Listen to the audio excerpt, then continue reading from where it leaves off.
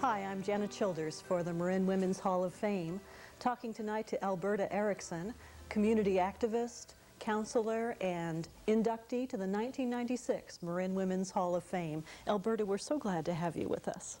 Oh, well, thank you. I'm so excited to be here. How was that, receiving that lovely award, beautiful banquet, a lot of people there, a big night of celebration? Oh, it was wonderful, and I'm still on cloud nine. It's so exciting to be considered with all the wonderful women that have received the award. And there have been some excellent women, and each story a little bit different. And yours, you have your own story also. You were born and raised where? I was raised in Oakland, California. I was born in Nashville, Tennessee, but I grew up in the Bay Area, and so I've been here all of my life, and this is the only area really that I've known as far as growing up and living. So as close as you can be to a Bay Area native, you are? Yes. Yes. And those early years, were there signs in those early years of this path that you would take later in life? How did you come to be who you are? Well, what I remember is the fact that when I was very young, I was about 4 years old, as a matter of fact, I was in the hospital. I was sick for some time.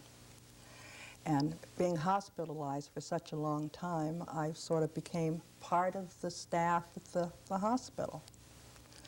And what they used to ask me to do was to go in my wheelchair to visit new patients, little people that came on the ward, and tell them, you know, it's going to be all right. You're going to cry the first night you're in the hospital, and after that, it'll be all right, and you won't miss your mommy and daddy so much.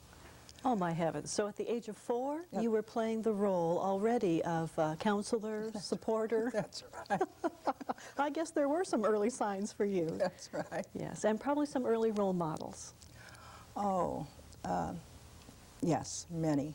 I grew up in a home where, well, I was the youngest, and I was referred to as Little Mama. And within my family, there were, at times, there were at least 4 generations in the home.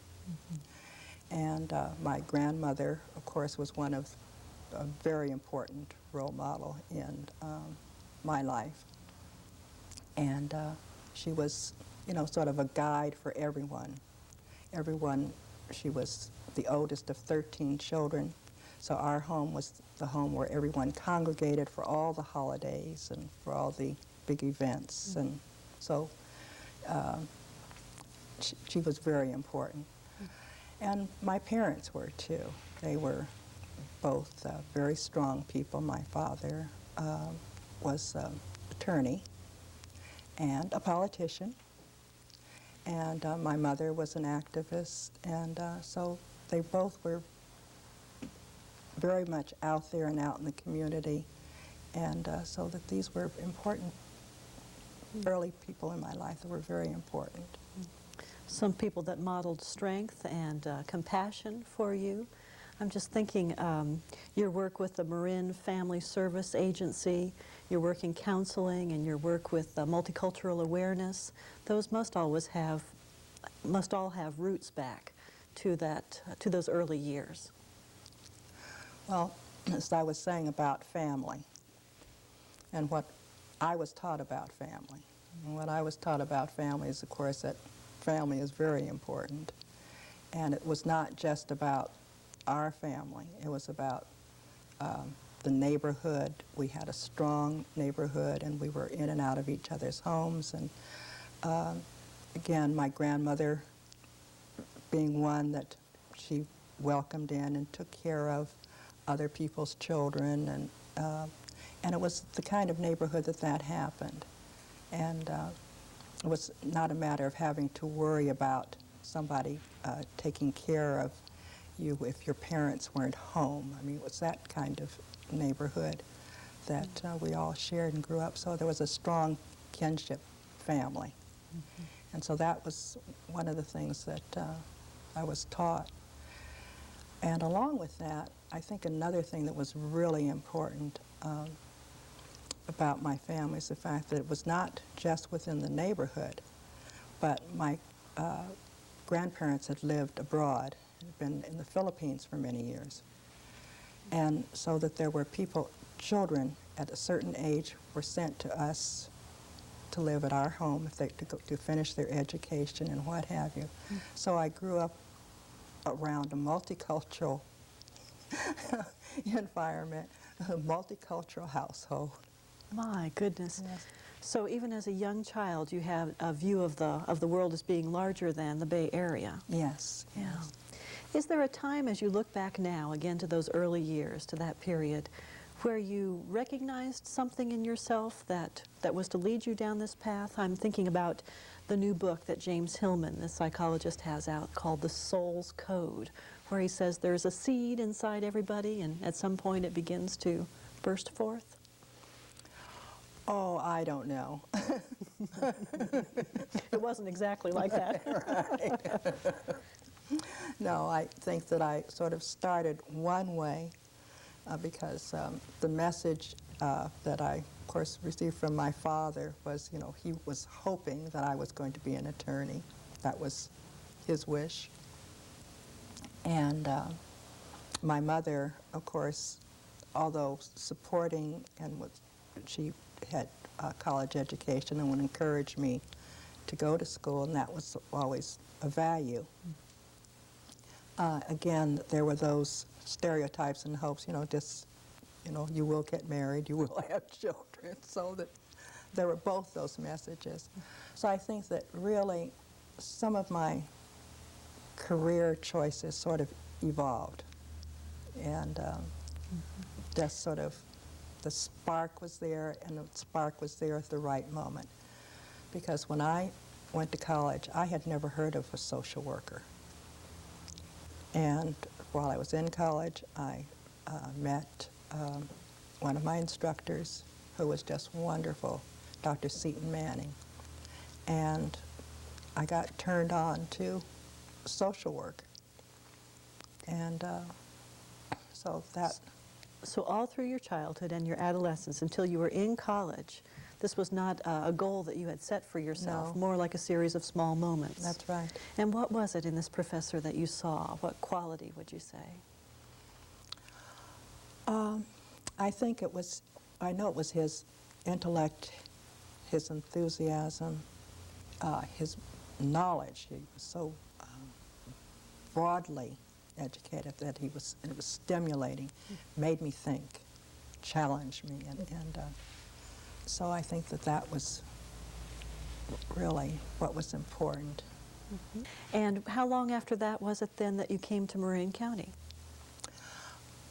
It was not too long after that that I came to Marin County. I've lived in Marin County since 1960. And I had several paths. I finished school, married, moved to, I was living in Southern California, had a daughter, divorced, and then moved back to, was back in the Bay Area, living back at home at grandmother's, and then decided because of the education and Marin County afforded, as a single parent, I thought that this would be a great environment to raise a child. So that's why I moved to Marin. Mm-hmm. A concern for children has also been one of those themes, one of those pieces of your life. Did that have an early start? I know you've been recognized several times now for your work with child abuse prevention. Well, yes, I've always, you know, cared about children and families, and in my work, my early work in social work, when I would see children that were undergoing such poverty and needs and what have you, then this just stirred me to care about what the needs. And I had felt that I was very fortunate. My life had been very good to me. So some contrast between your own experience and what you were seeing around you. Yes. After you came to Marin County, it wasn't very long before you got involved with the Human Rights Commission? No, that was several years after I'd been in Marin. I continued to work. I worked for social work as a social worker for San Francisco City and County. I'd worked as a social worker at Kaiser Hospital. And so it was a matter of making a living. I remarried, went back to graduate school, and then I had 2 more children, and then started working at one of the high schools, Tam High School, as a consultant and trainer. With that work, I sort of began to see some of the needs throughout the county. Because prior to that, working in the city, I wasn't as involved in Marin County. I was more involved in San Francisco County. So as I became more involved with the needs of Marin County, then that was when I began to become more of an activist. And I was one of the founding members of the Child Abuse Council in Marin County. And with such wonderful people, because I do want to say this is very important, as Inez Bailey. And I remember that I think that Barbara Boxer held the first meeting for the council when it was going to be formed. So, I mean, these are women that sort of propelled me and into getting more and more involved. And as you get asked to serve on one committee, you know, what happens is there's one right after another, and they seem to follow. And so I've been on the Human Rights Commission now this will be my last term, for almost 12 years. Was it in relation to these concerns for child abuse and human rights that you began with Operation Give a Damn? Yes. Tell us a little bit about how that got started.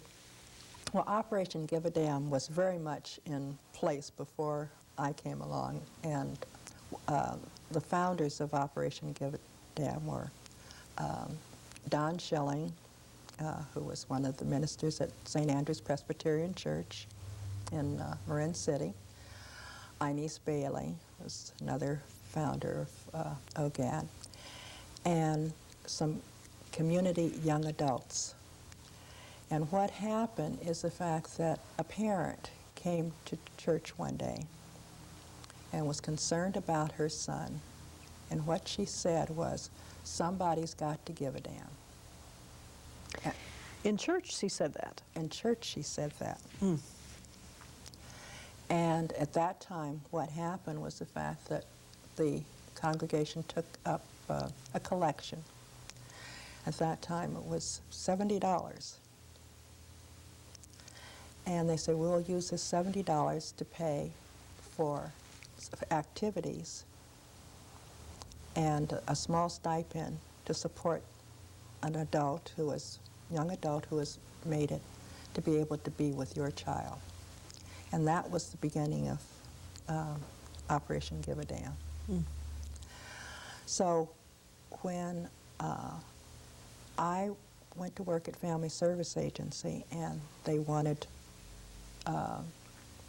to support services and needs in the South Marin community, they asked me to connect with some community leaders to find out how Family Service Agency could best serve the needs of the community. And of course, the name that came up was Inez Bailey. And in that connection, she had me come to the board, the OGAD board, which was held at St. Andrew's Church, made up of the OGAD workers parents who had children that were participating in the program, and and members of St. Andrew's Church. They decided whether or not I was all right to come to, to work for the program. And to me, what better decision than to have the people that were going to receive the service, those who had been in the trenches doing the work, working with those youngsters, to be able to say who was going to come and provide services there.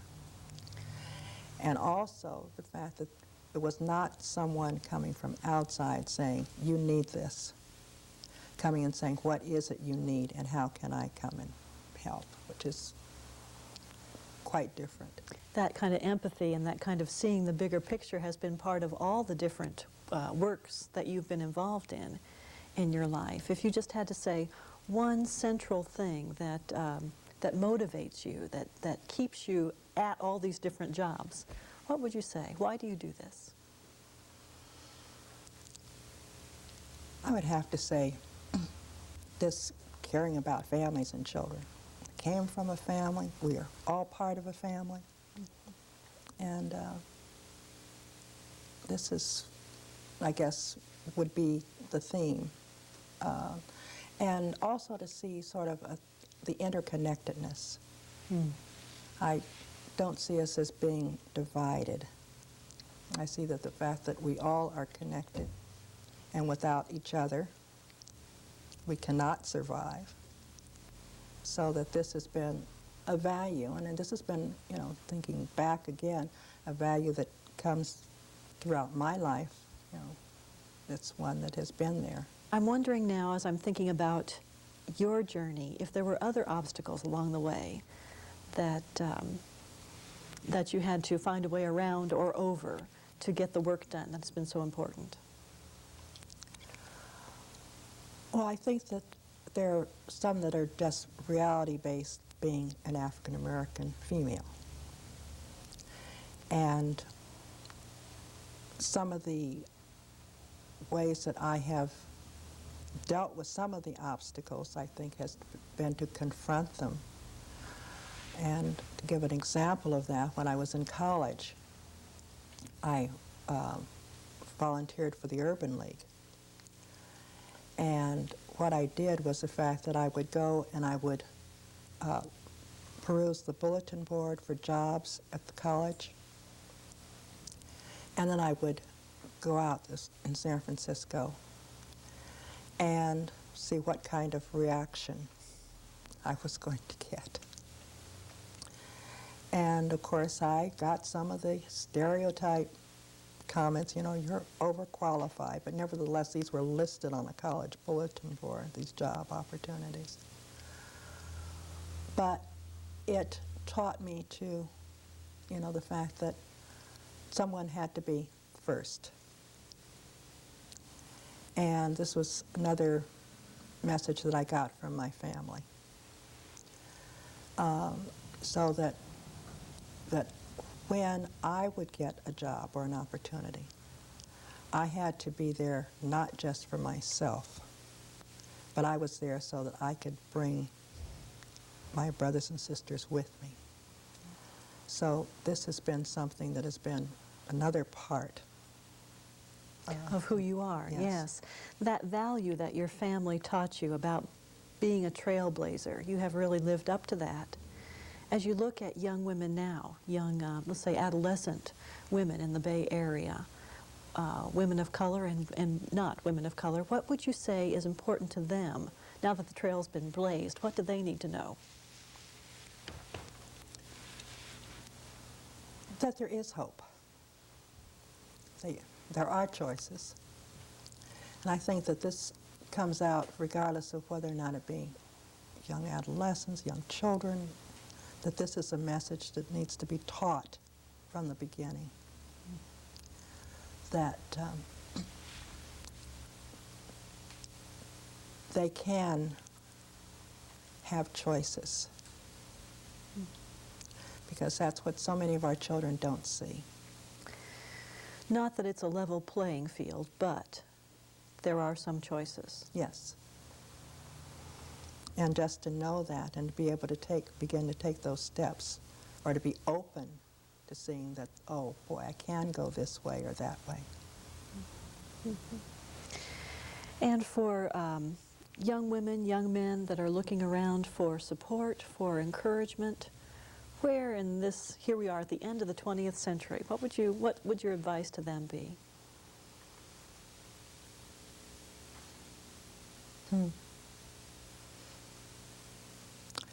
Well, of course, I guess I would have to go back to some of the things that I believe in, and that would be to stay connected to your family, to support each other, be able to accept diversity, because we are different. We all have our own paths that we've traveled, learned our own lessons, and so it's important that we learn to accept each other and those differences, and be able to hear each other. So it goes back to the strength that we get in connectedness, which reminds me, so much of your work in recent years has been focused on multicultural awareness. Do you see that? Do you see progress being made in the Bay Area on that front? That goes up and down. We've recently, of course, just had such disastrous political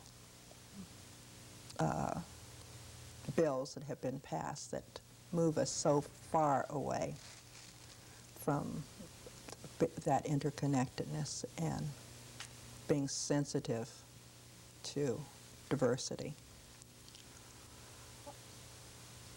And I do believe that as long as there are people that are still working towards a belief in multiculturalism and diversity and valuing each other's, that there is hope. But it's hard work and it's going to take a long time. And I think that it depends upon where people are when we are such that we are afraid of our own losses, or the fact that there's not, the economy is such, and we're afraid of our own survival, then of course that tends to split us. And if we don't allow ourselves to be split, Comes back to that, doesn't it? To Yes. hanging together, to supporting each other. Right. I'm thinking now, certainly good old-fashioned American racism is a big piece of that multicultural awareness issue, and of how W.E.B. Du Bois said that for the 20th century, the biggest problem was the color line, the dividing line between black Americans and white Americans. Where do you think we are on that as we near the end of the 20th century? I feel that there's a lot of energy out there to really to go forward and say, we're going to do this. And we're not going to allow ourselves to be split and divided. There are many groups within this county that get together that are across racial lines, across African American and Jewish community, and really meeting and communicating and working together. And so I do believe that we're not going to let this defeat us. You're hopeful, even though the landscape doesn't always look encouraging or positive. You're hopeful. Yes, because somewhere, somebody comes up, or there's a group that becomes much, or takes the power, the energy, and says, okay, we cannot let this happen, because we have so much to lose. How about new projects? What are you looking forward to in the future? I don't know that this is necessarily new, but what I'm looking forward to is really the fact that there is more and more interest in groups looking at diversity in all areas, from schools to the workplace, and looking at developing programs that address the needs and the issues around diversity in the workplace. And one of the areas to elaborate on that even further, you know, of course, the development in Marin City.